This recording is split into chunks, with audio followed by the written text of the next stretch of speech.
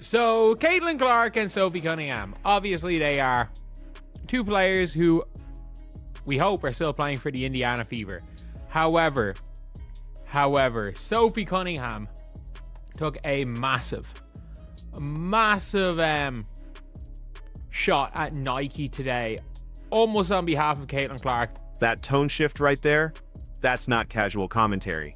Sophie Cunningham just fired a shot at Nike that's impossible to ignore. And the target wasn't subtle either. She's speaking directly to Caitlin Clark, her teammate, Nike's biggest women's basketball signing. So why would Sophie publicly suggest that Caitlin would be treated better at a competitor?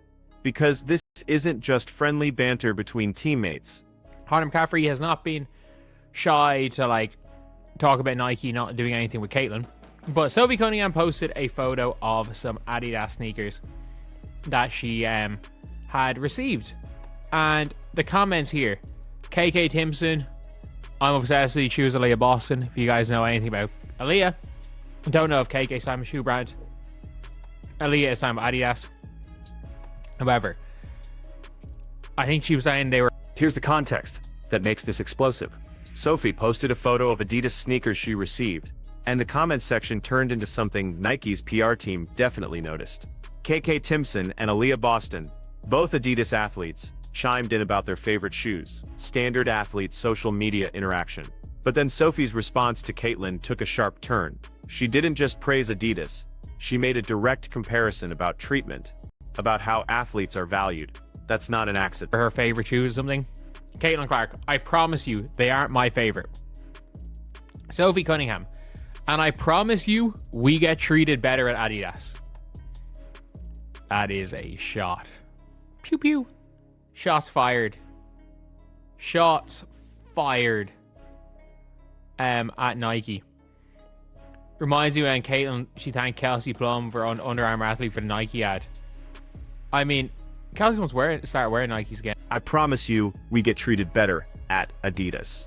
Let that sink in. Sophie Cunningham, who plays alongside Caitlin Clark every single day, who sees what's happening behind closed doors, felt comfortable enough to publicly tell the face of Nike women's basketball that she'd be better off with their competitor. This isn't speculation from media. This isn't fans stirring drama. This is coming from inside the Indiana Fever locker room, from someone who would absolutely know if there's tension between Caitlin and Nike. Never thought I'd be so happy to see Caitlin get bodied in the comments, but I'm not bad at Sophie at all, not one bit.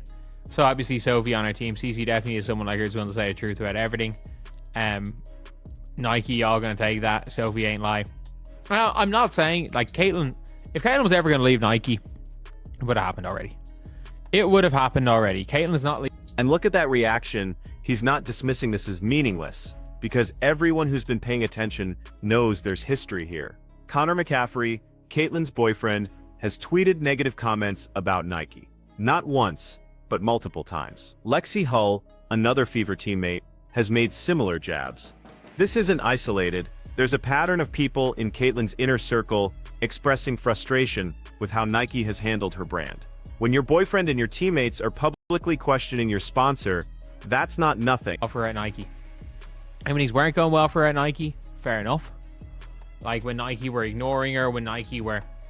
It seemed like they were putting her to the side because, it was a bad look to hype up Caitlin Clark. When Paige Beckers got a line of merch before, realistically, when Paige Beckers got a line of merch before Caitlin Clark, then you're like, what is going on? Here's what makes this particularly significant. Caitlin Clark signed with Nike in April 2024, reportedly for 8 years and $28 million, one of the largest endorsement deals in women's basketball history. That should have been a celebration. Instead, what followed was months of what can only be described as mismanagement. Nike stayed silent during Caitlin's record-breaking rookie season while she was generating unprecedented viewership for the WNBA. Games featuring Clark averaged 1.2 million viewers, nearly triple the league average. She was driving merchandise sales, ticket sales, and mainstream media attention. And Nike's response? Crickets. You better believe that this is not just a random comment. And this is something that, worst case scenario, has been talked about. Whether Caitlin's mentioned it herself, but they know, but at least the public discord is there. And with every one of these type of jokes, there is a little bit of truth to it. There is a little bit of truth to it. I don't know how much of a truth there is, but there is no question about it. A little bit of truth to But here's where it gets truly absurd. Paige Bakers, who was still in college at the time, got a full merchandise line from Nike before Caitlin Clark did. Let me repeat that. A college player got branded Nike merchandise before the WNBA's biggest star and Nike's own signature athlete. The optics were terrible. Fans noticed immediately. They flooded social media, asking why Nike was promoting everyone except the person actually playing professional basketball and breaking viewership records. The delay wasn't just a few weeks either. It took Nike until late in the 2024 season to finally roll out Caitlin Clark merchandise, long after the moment of maximum impact had passed. By then, fans had already bought generic fever gear or found alternatives. Nike fumbled the single biggest marketing opportunity in women's basketball in years. Nike did a bad job with Caitlin Clark, especially initially. There's no question about it that initially Nike did a bad job with Caitlin Clark. They did a real bad job, and I think every single person will agree to that one. And if you're not agreeing to that, And that assessment isn't harsh, it's accurate. Every single person watching this knows Nike dropped the ball initially with Caitlin Clark. The only people who would argue otherwise are those who genuinely believe Caitlin didn't deserve the attention in the first place, which tells you everything about their agenda. The facts are indisputable. Nike had the WNBA's most marketable athlete under contract and did virtually nothing with her for months, while she was generating historic numbers. it is a mad L scenario when it comes to Caitlin Clark and Nike. And this comment here, again, it doesn't mean that much in the grand scheme of things. It's clearly just friends joking with each other. But in a joke like that, there is some, I'm not gonna say some truth to it. Sorry, I bit my tongue yesterday. There's something. There's always going to be kind of something there with those with it. So when Sophie Cunningham makes a joke like this, yes, it's framed as friendly teammate banter, but there's always truth embedded in these kinds of comments. You don't publicly suggest your teammate would be better off with a different sponsor unless you've heard actual frustration. You don't take a shot at a company as powerful as Nike unless you know there's substance behind it. Think about the risk calculation here. Sophie is an Adidas athlete, sure, but she's also a professional who understands that comments like this can create waves. The fact that she said it anyway suggests she's either confident Caitlin agrees with the sentiment, or she's speaking up because she's witnessed something that bothered her enough to go public. I also am not sure she would make this joke at a time when it actually could affect, the relationship with Nike. I don't think like that you would realistically like make that joke at that time if it could affect anything. But look, at the end of the day, you just never know. You never know what's going on, and I do think. Now, let's be clear about one thing. Caitlin Clark is not leaving Nike. That ship has sailed. She signed an 8-year deal. And even if there were frustrations early on, Nike has since course corrected. They've rolled out merchandise. They've featured her in campaigns. They've started treating her like the asset she is. The relationship has stabilized. But here's what matters. The fact that we're even having this conversation reveals something important. The fact that Sophie felt comfortable making this comment, that Connor McCaffrey felt comfortable criticizing Nike publicly, that multiple people in Caitlin's orbit have expressed frustration. That tells us there was genuine tension at some point. Maybe it's resolved now, maybe it's not, but it existed. Absolutely screwing Caitlin. That like Nike would or like and this would have become a much bigger news, because right now we all know Caitlin's shoe's coming. It's not going to mean that much, and this is where the broader implications come into play. Nike's initial mishandling of Caitlin Clark wasn't just a missed marketing opportunity. It was a signal about how women's basketball is still treated as an afterthought, even by companies that should know better. Even after the 2024 WNBA season shattered viewership records, even after Caitlin proved she could drive mainstream attention, Nike still hesitated. They still waited.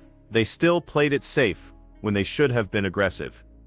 Compare that to how Nike treats male athletes. When Zion Williamson signed with Nike out of Duke, they had merchandise ready immediately. When Victor Wembanyama entered the NBA, brands were fighting to lock him down before he played a single professional game. But Caitlin Clark, who was already a proven commodity with a massive following, she had to wait months for basic merchandise, while Nike figured out whether she was worth the investment. I think behind every joke like this, there is a little bit of truth. A little bit of truth. And we've seen from Conor McCaffrey's posting that there was at least some frustration on Caitlin's side towards Nike at some stage. I'm not saying she ever considered leaving or anything, because to be fair, like, she was debuting Kobe PEs, I'd say there was positives there, but there was at least some frustration. That's what makes Sophie's comments sting, because it's not really about Adidas versus Nike. It's about respect. It's about being valued. It's about a company recognizing what they have and acting accordingly instead of hedging their bets. And based on everything we've seen, the delayed merchandise, the lack of promotion, the silence during Caitlin's record-breaking moments, Nike didn't do that initially. They treated their biggest women's basketball signing like a risk instead of an opportunity. Now, has that changed? Yeah, Nike eventually woke up, but the damage was done. The frustration was real. And comments like Sophie's remind us that the people closest to Caitlin noticed. They saw it, they remember it, and apparently they're still willing to mention it publicly. Okay, this is one of those ones where it's like, oh God. And by the way, like, I'm not going to say Caitlin Clark has ever considered leaving Nike. I'm saying that at worst, Caitlin Clark has at times been a little bit like annoyed at Nike, considering the fact that her boyfriend has tweeted negative stuff about Nike and retweeted negative stuff about Nike. So here's the real question this raises. What does it take for women's basketball athletes to get the same immediate aggressive support that male athletes receive from major brands? Caitlin Clark did everything right. She broke records in college, generated massive viewership, brought mainstream attention to the WNBA, and signed with the biggest athletic brand in the world. And still, she had to wait. Still, there was hesitation. Still, there were questions about whether she deserved the investment. That's the context that makes Sophie's comment more than just a joke. It's a reminder that even the biggest stars in women's basketball face skepticism and delays that their male counterparts never experience. It's a reminder that respect isn't automatic, even when the numbers prove the value. And it's a reminder that the athletes notice when they're not being prioritized. Nike has the resources to dominate women's basketball marketing. They have Caitlin Clark, Sabrina Ionescu, Breanna Stewart, and A'ja Wilson all under contract. They could own this space completely, but they keep fumbling opportunities because they're still treating women's basketball like a secondary market instead of recognizing the growth potential right in front of them. The 2024 WNBA season averaged 1.32 million viewers across national broadcasts. Up one, games featuring Caitlin Clark specifically drew even higher numbers. The audience is there. The interest is real. The money is starting to follow. And yet brands like Nike are still playing catch-up, still reacting instead of leading, still making women's basketball athletes prove themselves in ways male athletes never have to. That's what Sophie Cunningham's comment is really about. It's not about sneakers. It's about being seen, being valued, and being treated like the asset you are from day one, instead of having to fight for recognition you've already earned. And based on everything we've seen from Nike's handling of Caitlin Clark, that fight was real. The frustration was justified, and the people around her noticed. So no, Caitlin Clark isn't leaving Nike. But the fact that her teammate felt comfortable publicly suggesting she'd be better off elsewhere tells you everything about how that relationship started. And it's a reminder that even when you're the biggest star in your sport, Even when you're breaking records and generating unprecedented attention, you still have to prove your worth in ways that shouldn't be necessary. What do you think? Was Sophie out of line for making this comment publicly, or was she just saying what everyone around Caitlin has been thinking? Drop your take in the comments, and let me know if you think Nike has actually fixed their approach, or if they're still not giving women's basketball the respect it deserves. If you want more WNBA analysis that doesn't sugarcoat the business side of the league, hit that subscribe button. This conversation isn't going away, and neither are the questions about how major brands treat women's basketball athletes.